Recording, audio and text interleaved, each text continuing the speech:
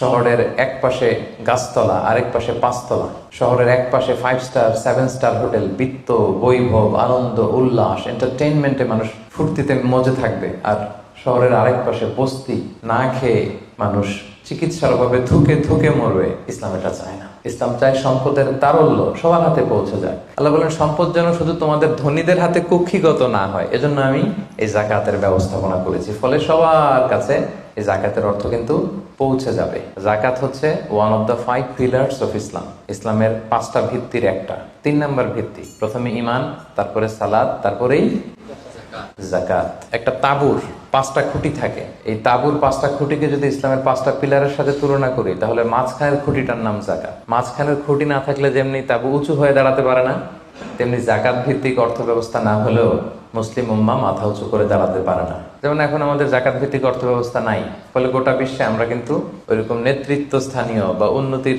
একেবারে শীর্ষ স্থানে ওই পর্যায়ে কিন্তু আমরা যেতে পারি নাই, কারণ জাকাতের যে ডাইনামিজম এটাকে আমরা কাজে লাগাইনি। নির্দিষ্ট পরিমাণ সম্পদ যদি নির্দিষ্ট সময় পরিমাণ কারো কাছে থাকে, তাহলে তার উপর দান করা ইসলামে কি করে দিছে?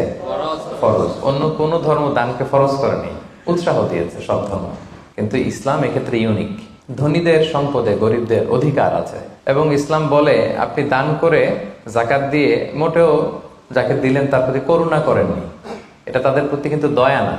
আমি আজকে যাকে জাকাত দিলাম আমি মোটেও দয়া করিনি, করুণাও করিনি, অনুকম্পাও না, বরং এটা তার হক, এটা অধিকার, এটা কোনো রকম দয়া বা অনুকম্পা নয়। কারণ ইসলাম চায় একটা সুন্দর মানবিক সমাজ ব্যবস্থা গড়ে তুলতে।